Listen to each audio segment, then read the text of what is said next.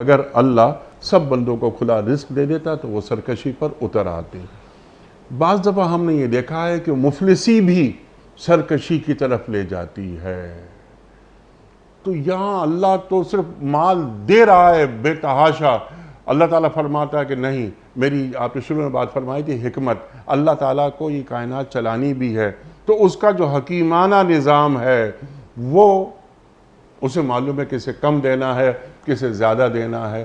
یہاں اللہ تعالیٰ کھلے رزق کی بات کر رہا ہے، لیکن آپ نے بھی دیکھا، ہم نے بھی دیکھا کہ بعض اوقات ایسا ہوتا ہے کہ غربت ہے، مفلسی ہے، وہ انسان کو اللہ سے بغاوت کی طرف لے جاتی ہے۔ کاد الفقر ان یکون کفرا، اللہ اکبر اللہ اکبر، ارشاد۔ دیکھیں آپ کی بات بالکل درست ہے، اسی لیے اس سے تو پناہ مانگی گئی ہے کہ اس مفلسی سے جو آپ کو جو ہے وہ کفر کی طرف لے جائے۔ لیکن اصل بات جو قرآن کریم یا فلسفہ بیان کر رہا ہے یہ اس کا انکار نہیں کر رہا۔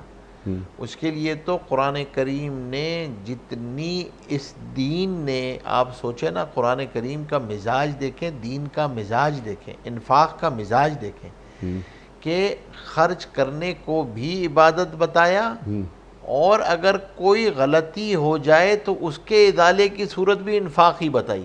ٹھیک، لوگوں پہ ہی خرچ کرنا بتایا، اپنے اوپر نہیں۔ حج میں غلطی ہو جائے تو دم دے رہے ہوگے تم، یہاں پہ کوئی غلطی ہو جائے تو یہ کر لو، قسم کھا لو، قسم کھا کے غلطی ہو گئی تو کفارہ۔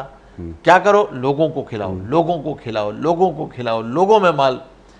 تو اب آپ کو کیا بتایا جا رہا ہے کہ اس کے اندر دین کا جو عمومی مزاج ہے وہ یہ ہے کہ بھئی اس سے تو بچنا ہے، اس درجے بھی فقر نہ ہو، کہ اس لیے فرمایا کہ بھئی اتنا مال تو چھوڑ کے جاؤ کہ تمہاری اولاد کسی کے سامنے ہاتھ نہ پھیلائے۔ ٹھیک، لیکن کیا چیز فرمائیے، سرکشی کی تعبیر کیا ہے یہاں پہ، کہ وہ مال دیا جاتا تو وہ پھر حلال حرام کی فکر نہیں کرتے اور اسراف اور تبذیر میں مبتلا ہو جاتے۔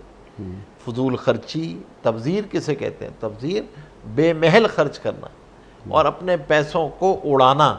وہ پیسوں کو اڑاتے ہیں تو ہم دیکھتے ہیں، ظاہر سی بات ہے، بغیر محنت کے اور بغیر اس کے جب کوئی پیسے آیا کرتے ہیں تو وہ پیسے اڑا کرتے ہیں، ان کی اولادیں اسی طرح پیسوں کو اڑاتی ہیں، وہ تبذیر اور اسراف میں مبتلا ہوتی ہیں، اتراتی ہیں، فخر کرتی ہیں، اترانے میں جاتی ہیں، سرکشی میں جاتی ہیں، تو یہ نقصان تو ہوتا ہے۔